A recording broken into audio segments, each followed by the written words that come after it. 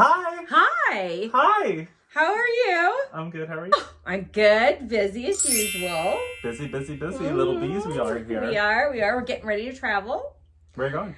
We're going to Sedona and Flagstaff for some projects that we have up there. We're doing a home in Pine Canyon that is just beautiful for a continued family that we've been working with for many years. I think this is their fourth home that we've assisted them with, and we love them and always enjoy working with them, so we're excited about that. We're getting to the point where we're getting tile in and all these great things, and so the building process has been a little bit slower, as you know, with everything going on and materials, you know, not always being available. But they've been really plugging away, and they've been troopers, even with weather. Sometimes weather. The show must go on. The show must go on. So anyway, we're going to visit our project up there and see the progress, and that's always fun. We'll take some progress photos. You guys are going up there without me. I never get to go to Sedona. I stay here and man the fort. Someone has to man the fort. In one of our previous videos when we talked about ASID, we mentioned continuing education credits. Yes, we did. And what that means and why it's important. And so we did one recently at a local showroom. We did. Out in Chandler. We did. Was it Chandler or Tempe? It was Chandler. It was Chandler. And this one was about wood flooring. The National Wood Floor Association put together a training, and that's what we sat in on last week. And I thought it was very informational. It always helps to refresh. I've been doing this a long time. I know a lot about the wood floors. And the different products that are available, but it's always great to have a refresher. Because it's not just wood and that's it. There's real wood. There's real wood. There's engineered hardwood floor. Yes, there is. And then there's vinyl plank, which isn't considered wood at all. No, it's but vinyl. It's a wood look-alike. They've, it's really come a long way. And so a lot of people are asking the question, what's the difference? Should I do engineered wood, or this vinyl plank looks interesting? So now this video, we're gonna pass that information on to you, because we might be wondering, wood floor has always been around for a long time. And there's different, just like anything else, there's wood floor trends. Yes. Narrow planks. Yeah, narrow planks used to be the trend, like the little 2-inch narrow planks, and they're coming back around again. Yes, they are. So we're going to take you guys through all these differences in hardwood floors and tell you about the benefits, the pros and cons of each, and that you can make a decision that's right for you. Absolutely.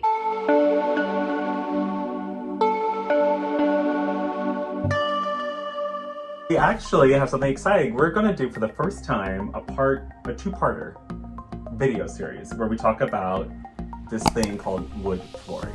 Yes. Because there's so much to know about wood flooring. There is, definitely. So in this video, we're going to talk about real hardwood. Yes. Solid hardwood and engineered hardwood. Yes. The history of it, where it came from, which one should you choose, what are the differences, how do you maintain it? And then in our second part, we're going to talk about something called luxury vinyl planking, which is the hardwood alternative. It's a hardwood alternative made to look like hardwood. Yes. Yes. So let's start with 101. Where does wood come from? Well, in the United States, we have the Appalachian Territory, where most of the wood that is used for wood flooring comes from. And it's West Virginia, Pennsylvania, Kentucky, Tennessee, Ohio, Tennessee, all those areas. Top part of Alabama. Yes. And so it's milled there. Well, it's harvested there, and then it's milled. There is about, I think they said in the training that for every one tree that is milled, there's 2.29 trees replanted. Oh, that's good. So isn't that great? So the process is very sustainable. The process is very sustainable. It's green, right? So you're not hurting the environment, right? Yeah. Because it's from the environment. I was really happy to hear that we're not just chopping down forests and then using all the wood up, and at some point we're going to run out. Now, whenever these trees are milled, what's like the process? So what's the process? So you have to cut the tree? They have different processes. There's plain sawn, rough sawn, quarter sawn. What this means is just the grain, the look of the grain. Some people like to see more grain with knots in it. Some people don't like to see, maybe they want it in the middle, okay? And then there's the plain sawn, which is very, the grain is kind of minimal. It's real soft, almost like a maple look, like almost a clear, A lot of the engineered wood that you see today, I think the most popular is the plain sawn. Plain sawn is the most popular. Right. And oak is actually the most popular style of wood. The European oak is right. And now there's different plank sizes. More options than ever before. Yeah, right now I think the most popular is like 7-inch wide, 8-inch wide. I'm seeing some 9 and 10-inch wide. Yes, we are. Planks, which are great for large homes, big open plan spaces. You want to do like a nice wide plank. Old style homes are the strips, the little 2-inch strips. The little 2-inch strips, which are coming back. Yes, they are. And we got to know a little bit about the wider planks and some of the issues that can come about due to planks being wider. Humidity. Yes, that humidity really needs to be controlled, right? And we so if you go wider than 6 inches, you need to make sure that the humidity in your home is between 30 and 50%. So sometimes you, like in Arizona where it's really dry, you may have to have a humidifier. And also the temperature of the home should stay between 70 and 80 degrees always, because wood is hydroscopic. Am I saying that right? It sounds right to me. Basically what this means is it expands and contracts with the weather. So it'll absorb moisture and it'll expand, and then when the drier weather comes, then it contracts. Yeah. Also, with the installation of the wood floor, it's very important that the installers leave enough space on the ends or all the way around the perimeter to allow for the expansion and the contraction of the floor based on the environment. You wouldn't do wood in a lower level.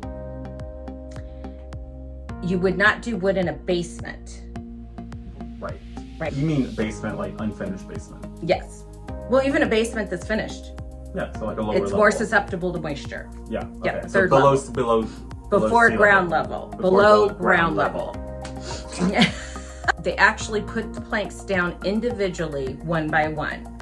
Okay, and then those planks are glued and nailed to the surface. Those planks have to be finished on site.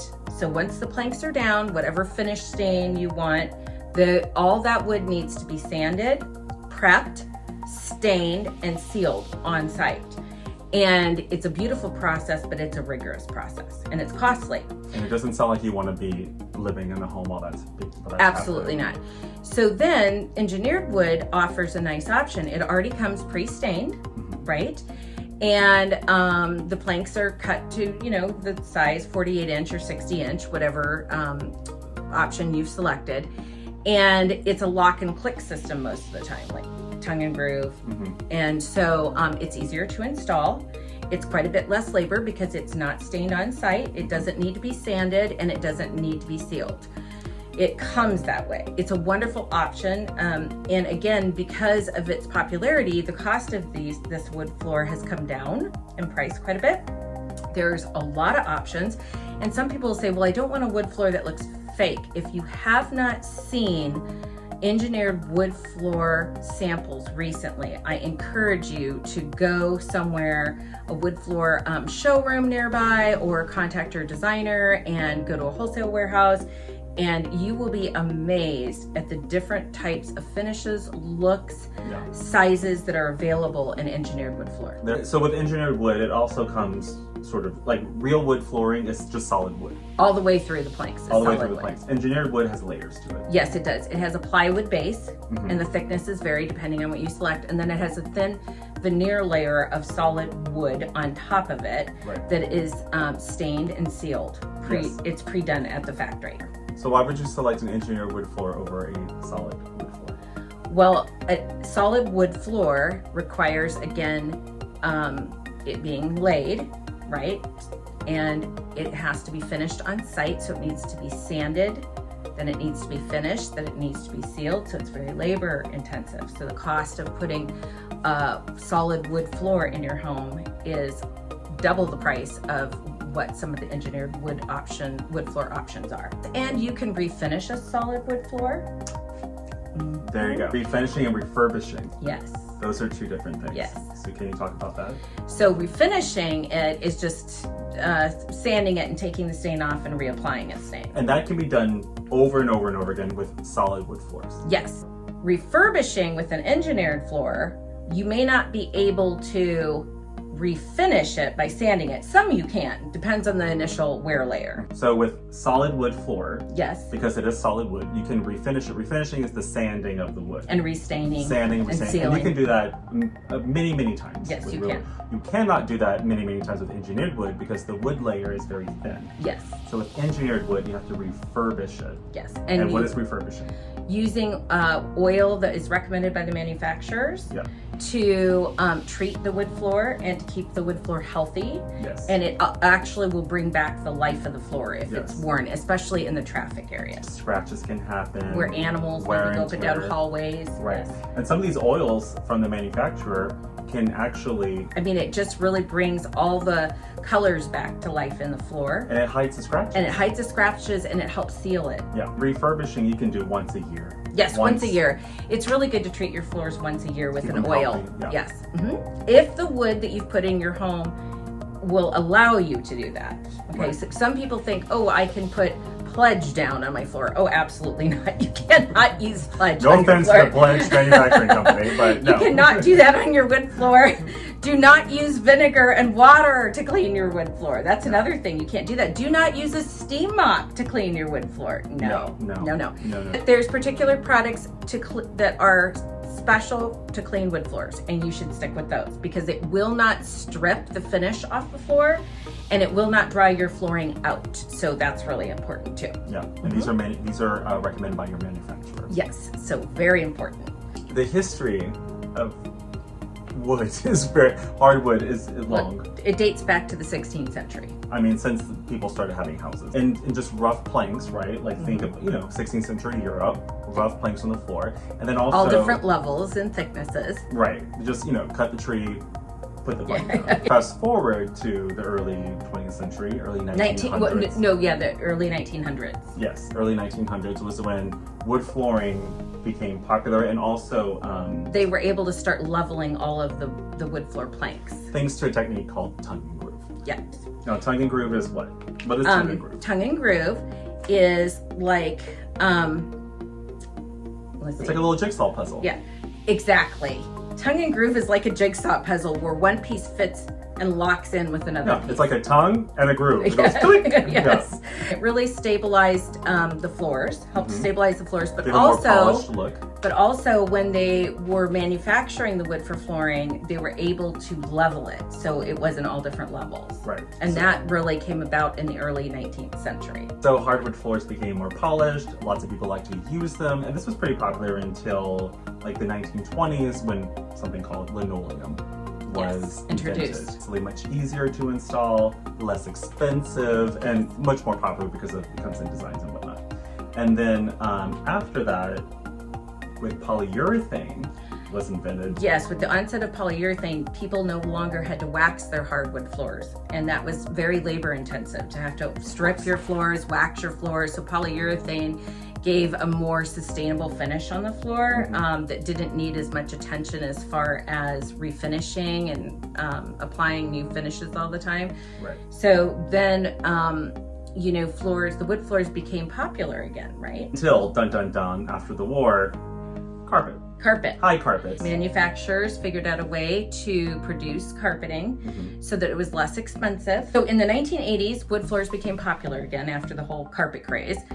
And the pre-finished came into play at that point. Okay. And so that was a game changer right there. Yes. Because you don't have to finish your floor. It comes pre-finished. You don't have to treat your floor. It already comes treated. Wow. At this point in the late 20th century, people are looking back and seeing the value of having hardwood floors in their homes, especially older homes that they see. I mean, when I had my home and I refinished it, there was linoleum in the kitchen, and I pulled that stuff right off. Had hardwood floors underneath. Oh yes, isn't that exciting to see? It is exciting because it's a find. It's a historical thing. Yes, and then also increases your home value. It definitely does. Right, because it's natural materials in the home. Yes, and that it shows you they can take care of, and it just makes it a more valuable home. Yes, and I think that's what contributed to the ongoing wood interest in homes. Today, we have an increased demand in wood floors. People are going back to wood floors. It's cleaner, it's sustainable. It's more elegant. It's more elegant. And then you can layer it with area rugs, right? Some beautiful area rugs we layer into homes. And so we're just seeing a rise again of people wanting wood floors in their home, and it couldn't come at a better time because there are so many options. I hope that this information is helpful and that everyone enjoys it, because we get a lot of questions about what flooring should I put in my home? Yes. And so this series of videos is meant to help you to gain a better understanding and maybe and answer some questions that you don't have somebody just around the corner to ask. There's many alternatives. Like, there's so much out there nowadays, and there's so many options. So they're out there available to you, and we're happy to recommend whatever's going to suit your purposes, right? So if you're someone who wants hardwood floors, great. Let's talk about what the options are. If you're someone who wants that look but wants it to be child-proof and waterproof and disaster-proof, then there's some other options. And the 70-pound dog that slides across the kitchen chasing a toy, then we may want to talk luxury vinyl plank. Very good info. I learned a lot. I thought it was, just like I said, a great refresher, and I hope that this may be new information to some of you, and that's why we put these videos out to help put out quality information and maybe answer some questions. Yes, so make sure that you stay tuned for part 2, where we'll discuss luxury vinyl planking. Yes, part 2. If you don't already, make sure that you like and subscribe and follow us on Instagram at Interiors Remembered. And share. Don't forget to share. See you next week. Bye. Bye-bye. It's cute. Yeah. Yeah, good.